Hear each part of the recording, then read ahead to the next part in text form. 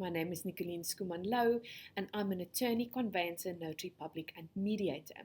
I practice as such here at Skuman-Lou Incorporated, based in Cape Town, South Africa. Today we'll be unpacking some tips for first-time buyers, specifically in the context of buying in a sectional title scheme. Now, sectional title schemes, in other words, apartment blocks or apartments in apartment blocks, townhouses, and flats are all usually part of sectional title schemes, and these have very specific rules and regulations that regulate them. So, if you are thinking of acquiring a property in one of these setups or shared ownership schemes, as we call it in law, then it's important that you understand what to look out for and what to investigate before you sign on the dotted line. So first and foremost, it's important that if you're interested in acquiring a flat, that you ask some key questions to the estate agent or the current owner. Similarly, that you direct further questions to the managing agents or, if needs be, to the trustees of the body corporate. So, some key aspects to consider. Firstly, look at the annual financials at least for the last 3 years. Usually, up to the last 5 years could also be useful, but as a bare minimum, look at the last 3 years.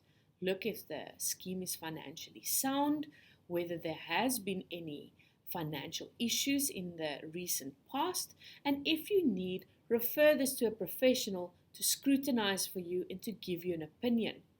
Also find out when last a special levy was raised and for what reason this special levy was raised. That will give you a good indication as to how to plan your finances and what to expect going forward.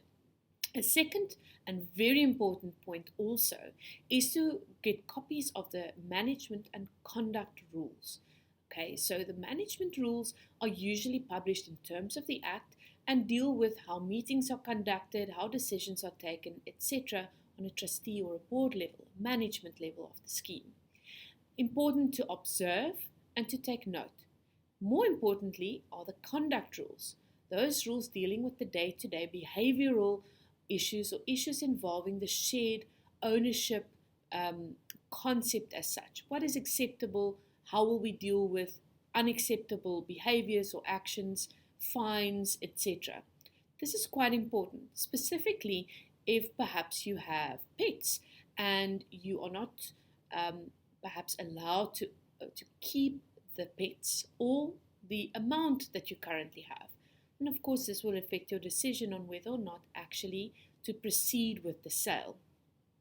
Other than that, it's quite important to see what the track record are or has been in terms of how the scheme has been run and how people have interacted with one another in terms of a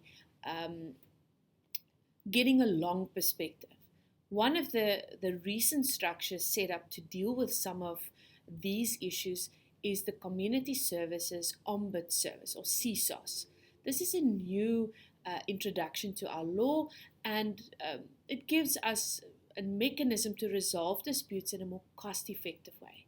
It's also quite important for owners or potential owners to know whether there are lots of pending cases against any of the trustees, and for this, perhaps it would be a good measure for you to approach your attorney to visit the offices of CSOS and to see if there has been quite a few reports or incidents in the last months or years, particularly to identify if there's a potentiality for a pattern.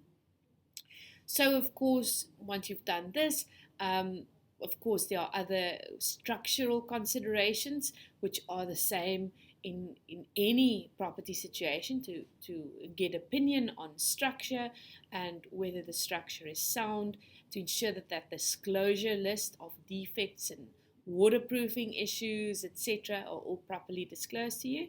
And then, of course, before transfer ultimately goes through, if you do decide on the dotted line, of course, to ensure that all the electrical and plumbing compliance certificates, if you are in the Cape Town area, or any compliance certificates specific to your area, have actually been complied with.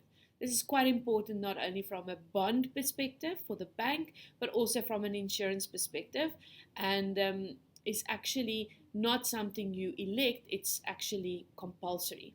So, for any more information about how to do your due diligence as a first time buyer or as a buyer as a whole, please do not hesitate to contact us.